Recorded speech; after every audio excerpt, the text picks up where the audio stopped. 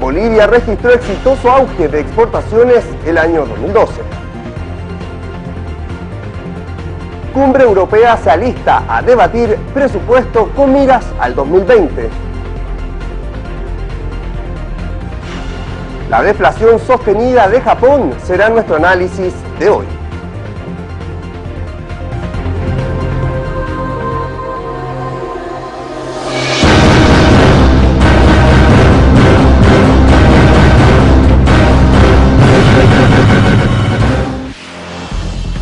En las tierras del sol naciente, hace 4 años que la economía no puede hablar de noticias reconfortantes. Japón se mantiene en deflación. Mientras la mayoría de las economías luchan contra la inflación, los precios nipones cayeron un 0,1% el 2012. Es un mercado donde los productos pierden valor y la moneda mantiene su fortaleza. La economía se contrae, aún siendo una de las potencias mundiales. Para este año, la meta es lograr una inflación del 2%. La deflación de una economía milenaria será nuestro análisis de hoy.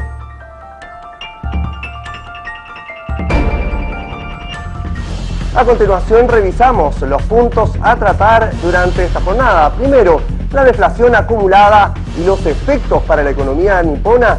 Y lo segundo, la confianza financiera internacional de una de las potencias mundiales.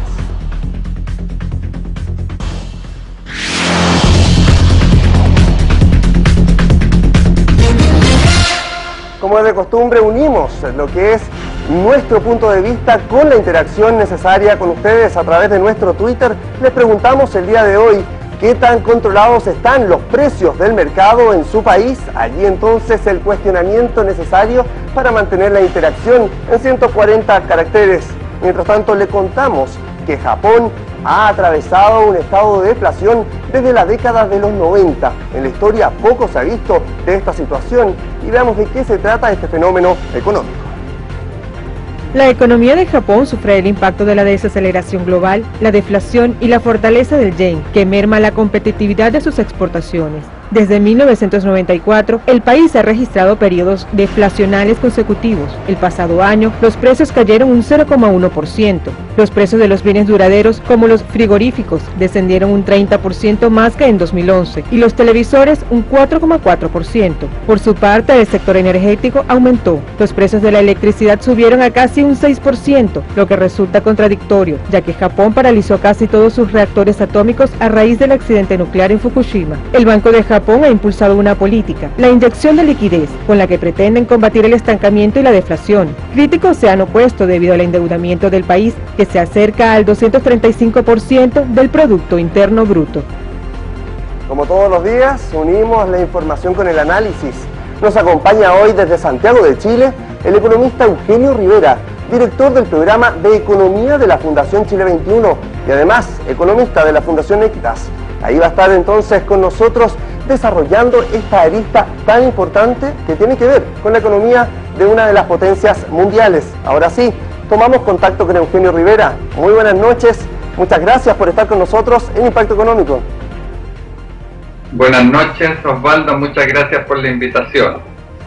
Veíamos en la nota contexto qué es lo que llevó previo a la economía japonesa a estar en esta situación bastante compleja, en una situación de contracción económica. Le preguntamos cuáles son las características de la economía que no le permiten salir de esta situación de deflación.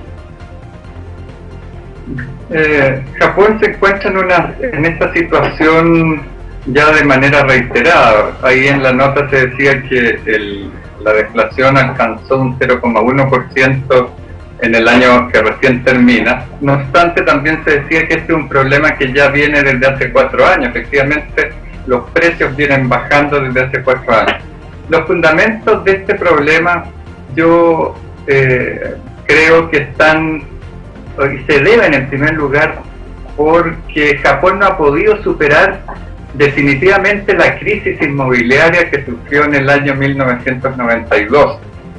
Luego de una larga experiencia de crecimiento de los precios de la propiedad, se rompió la burbuja inmobiliaria, los precios cayeron en un 70% y de alguna manera se generó una situación complicada, porque ya desde esa época el país aplicó 2 medidas fundamentalmente. Por una parte, redujo la tasa de interés a niveles por debajo del 1%, es decir, se esperaba que a tales tasas de interés los inversionistas tuvieran mucho interés por retomar y reanimar la economía, generar una serie de emprendimientos.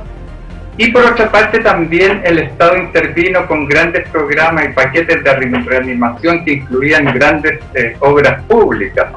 Sin embargo, todas esas medidas no dieron resultados. De hecho, en el año 99 señalaba el economista premio Nobel Paul Krugman, decía en el año 99 todavía no se había alcanzado los niveles de producción de antes de la crisis. Mirado ahora retrospectivamente y tomando como punto de referencia el 92, el 99 y la situación actual, lo que uno ve es que la situación sigue más o menos en la misma tendencia. En los últimos, desde el año 2000, Japón ha estado en 4 veces en recesión, la tasa de interés ha mantenido muy baja, han habido grandes esfuerzos desde el sector público y lo que tenemos es, en primer lugar, una economía que no termina de crecer, a pesar de que hubo momentos que sí tuvo una cierta recuperación, por ejemplo en el año 2003, pero además está sujeto a serias dificultades porque tiene un déficit fiscal anual que el año 2012 va a ser de 10%. En ese sentido, las posibilidades desde el Estado introducir nuevos mecanismos de reanimación son realmente muy precarios. Pregunto, ¿qué debería pasar para conseguir un avance entonces en la situación de Japón? ¿La desvalorización de la moneda es uno de los caminos o hay otras medidas más idóneas? Digo, la desvalorización tomando en cuenta que hay que potenciar el consumo de las personas. Y yo creo, efectivamente, la inflación aparece como el mecanismo más, digamos, más eficiente para sacar el país de esa situación. El problema es que si usted ve los informes del Fondo Monetario Internacional, por ejemplo, del año 2010, el gobierno decía, el próximo año vamos a lograr superar esta situación y vamos a tener una inflación que reanime la economía. Sin embargo, los resultados para ese año específico fueron, la deflación no fue de 0,1 como el año pasado, sino que fue de 0,7. Es decir, no estamos en una situación sencilla, porque a mi juicio, el problema que hay que tomar en cuenta es que si bien ha habido, digamos, los precios han caído a lo largo de todos estos años, fíjense usted que si tomamos como punto de referencia el año 97, constatamos que los precios han caído en un 6,8% hasta este momento. Pero, y ese es el problema principal, los salarios han caído de una forma mucho más importante, casi en un 13%. Es decir, hay un problema de que los salarios no están siendo los adecuados para generar una reanimación de la economía, más bien están permanentemente siendo deprimidos, pese a el alto poder adquisitivo del yen, pese a que se aprovechan los bajos precios de los bienes que provienen de China y de otros países. Y en ese sentido uno se pregunta, es difícil, o digamos, uno podría afirmar, es difícil lograr una recuperación si sistemáticamente caen los salarios. Por tanto, se generan problemas psicológicos, sociológicos. La gente dice, mejor, como sé que mi salario está cayendo, mejor trato de ahorrar el máximo, trato de consumir lo menos posible, y de esa manera se va generando este círculo vicioso de que la economía no se termina de recuperar. Entonces, ahí hay un problema muy serio, y eso nos lleva también a abordar ciertos problemas. El tema de la inflación. ¿Cómo superar la inflación? Se requeriría, por ejemplo, revertir la caída de los salarios, lograr un crecimiento permanente de los salarios de manera desde el sector, desde la economía interna, lograr una cierta reanimación. Eso, hay distintas razones que hacen muy difícil esa situación. La segunda posibilidad es que aumente las exportaciones, que fue lo que permitió, por ejemplo, en el año 2003 salir de los problemas que se enfrentaban en esa época. pero también la situación internacional no ayuda en ese sentido. Eugenio, de hecho usted habla de la situación internacional y ahí mismo le pregunto, para ser bastante breves también por un tema de tiempo, pero ¿qué pasa con la credibilidad financiera internacional en el caso de Japón? ¿Será posible alcanzar el 2%, por ejemplo, de inflación propuesto para este año? El tema de las inversiones, si es que me puede responder ahí brevemente para terminar también con este tema que es importante. Mire, yo creo que hay que darle el beneficio de la duda, pero yo lo veo con bastante pesimismo, porque existe, digamos, la tasa de interés no puede seguir bajando, el país enfrenta un alto déficit fiscal, y en ese sentido, en la medida que se mantengan en un ámbito monetario las medidas, sin empezar a ver, por ejemplo, medidas para fortalecer el ingreso de los trabajadores, yo creo que en ese sentido es difícil que sea exitoso por ese lado. Más bien, la tasa de interés no funciona, el gobierno dice, el Banco Central, va a comprar una serie de activos para inyectar de esa forma una mayor liquidez a la economía. Pero eso tiene un tremendo costo fiscal y ya el déficit fiscal, como decía, alcanzó un 10%. Entonces yo veo que las promesas pueden quedar solo en eso. Y yo terminaría diciendo simplemente que lo que ocurre con Japón y lo que viene ocurriendo con Japón desde hace 20 años es una señal de preocupación para lo que es el futuro de la economía internacional.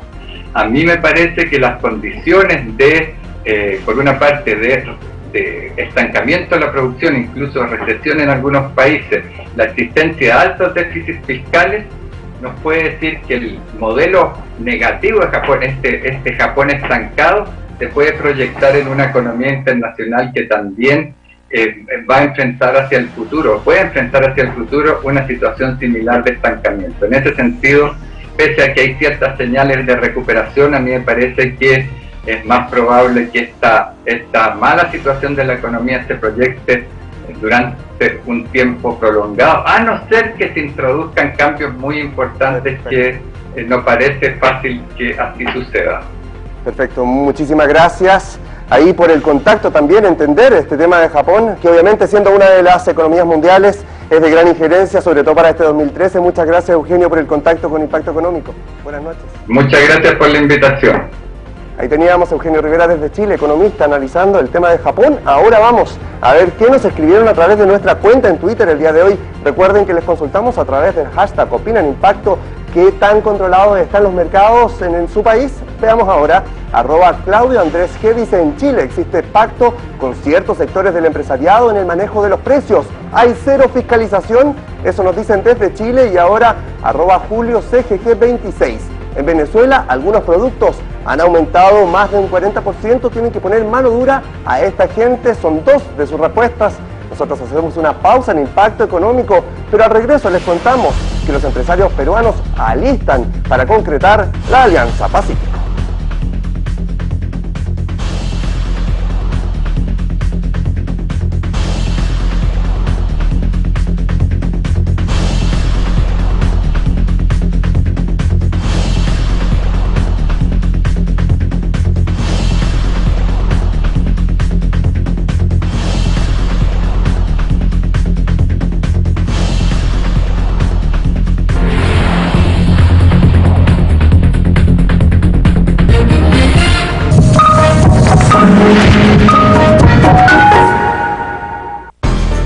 Telesur te brinda los detalles de las elecciones en Ecuador al descargar desde tu dispositivo móvil la aplicación Ecuador Decide. Desde cualquier lugar del mundo te ofrecemos acceso a noticias, videos y resultados en tiempo real. Sigue desde tu móvil el proceso electoral ecuatoriano. Usted nos acompaña. Ecuador Decide.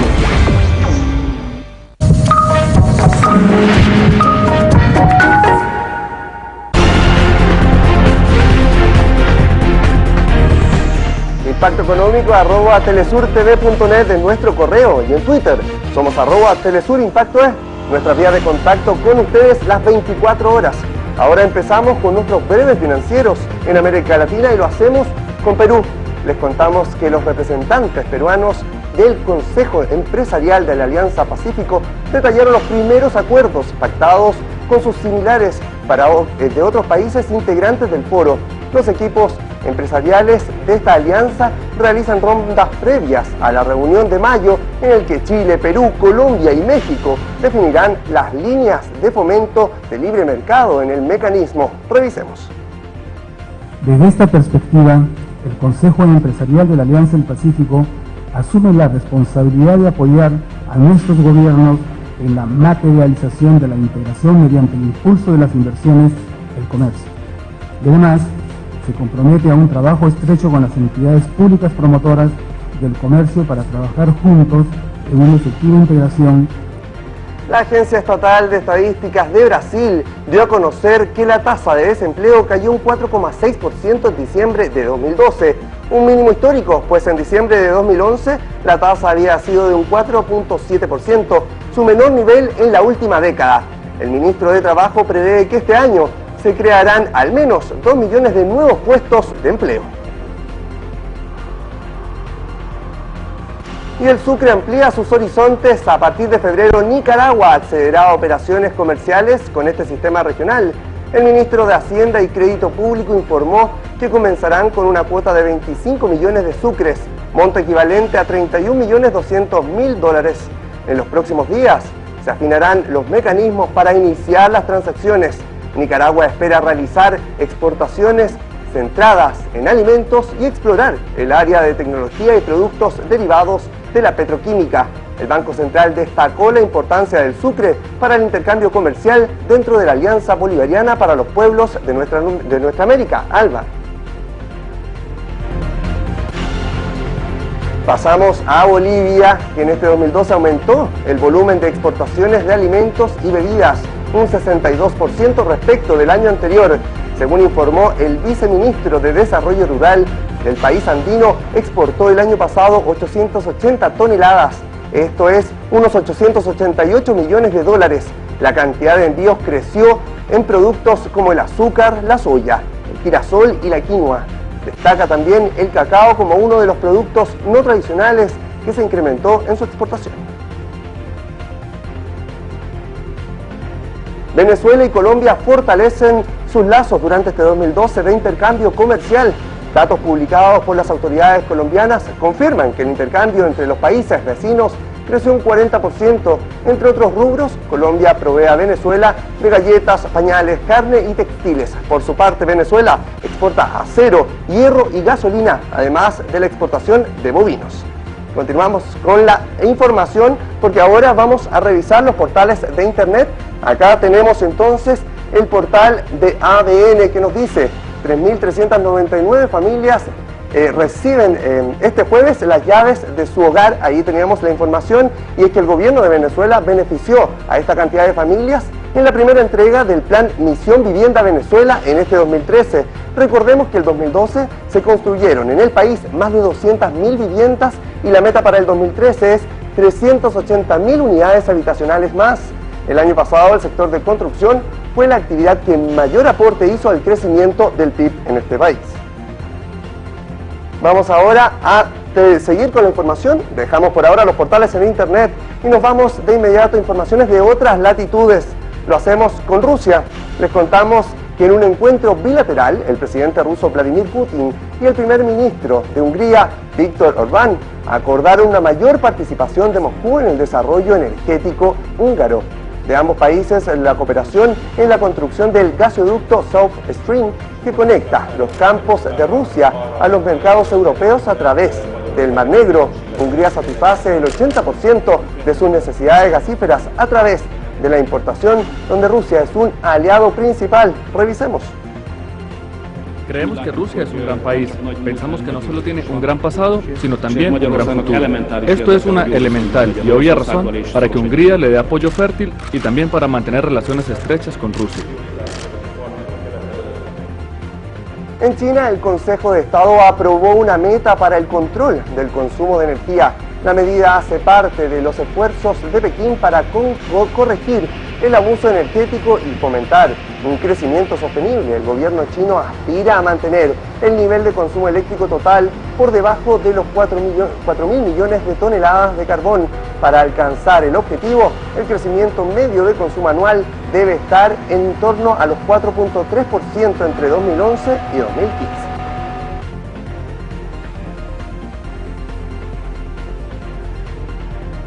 Estados Unidos contrajo su crecimiento inesperadamente en el cuarto trimestre de 2012. El PIB registró una caída de 0,1% tras haber crecido 3,1% en el tercer trimestre. Se trata del peor desempeño en los últimos años y el primer dato negativo desde la última recesión. Entre las causas está la fuerte disminución en el gasto público y el recorte en las existencias que se hicieron las empresas. Entre otros datos positivos, el último trimestre de 2012 destaca el aumento del consumo y la inversión en el sector inmobiliario.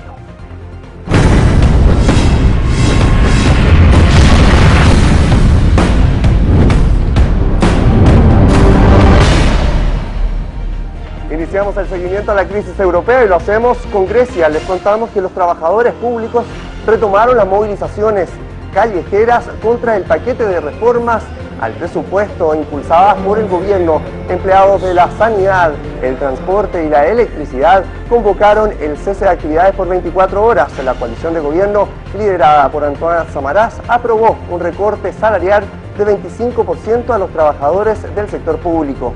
Esto en cumplimiento de las exigencias de los acreedores internacionales. La canciller alemana Angela Merkel se reunió con el primer ministro italiano Mario Monti para acercar posturas de cara a la próxima cumbre europea, la que se debatirán los presupuestos comunitarios del periodo 2014-2020. Esta reunión es parte de la ronda de pactos con líderes previo al Consejo a realizarse el jueves y viernes de la próxima semana. Monti centró su intención en destacar que Italia es uno de los mayores contribuyentes netos al presupuesto de la Unión Europea. Vamos a seguir revisando la información y obviamente nos vamos a los portales de internet. En esta oportunidad vamos a revisar el siguiente portal. Arrastramos la aplicación y ya tenemos en pantalla la voz de Rusia que dice: Letonia introduce el euro.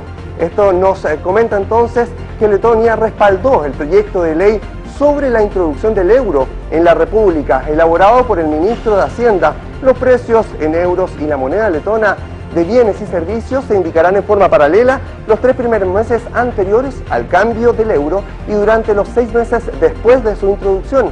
Para la entrada en vigor del proyecto de ley se deberá ser aprobado esto antes por el presidente.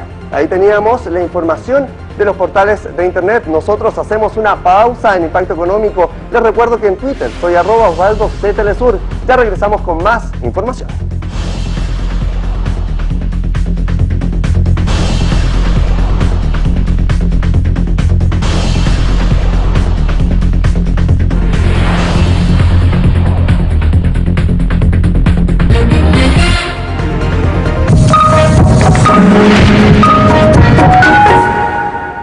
Los articulistas más connotados de América Latina y el mundo a solo un clic en blogs.telesurtv.net.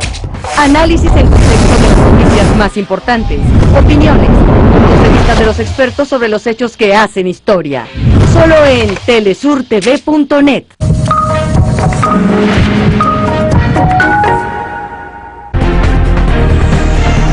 Regresamos y es momento de nuestro punto final. Veamos un ejemplo de amor al trabajo. Para muchos también les sirve esta lectura. Tiene 100 años de edad y se trata de Richard James Clement, conocido como Jim en su empresa en la que se desempeña realizando labores administrativas. Es un hombre que luego de acogerse a jubilación volvió a trabajar a los 66 años, sintiéndose aburrido, primero por un mes, y ya lleva 34 años de este reinicio laboral en Inglaterra. Solo hace 2 años dejó de conducir su vehículo por su cuenta propia, bien feliz, sin intención de retirarse. Ahí lo vemos entonces bien animado en cuanto a sus expectativas laborales, un gran ejemplo internacional. Ahora les preguntamos primero cómo cerraron los mercados durante esta jornada. Revisemos brevemente los indicadores económicos. Les contamos que las bolsas latinoamericanas cerraron con resultados mixtos tras una sesión de recogida de beneficios. En tanto, el crudo Texas tuvo pérdidas y el Brent cerró al alza, motivado principalmente por la contracción económica de Estados Unidos. Por último, les contamos que el oro registró pérdidas ante el retroceso de las acciones europeas. Ahí teníamos parte entonces de los distintos valores económicos y veamos qué será noticia este viernes 1 de febrero. Les adelantamos un poco de nuestra agenda del día. Les contamos que en Washington el Departamento de Trabajo Público dan a conocer las cifras de empleo y desempleo en Estados Unidos en enero. Y en Luxemburgo se da el Eurostat, publica los datos de desempleo en diciembre en la Unión Europea y en la zona euro.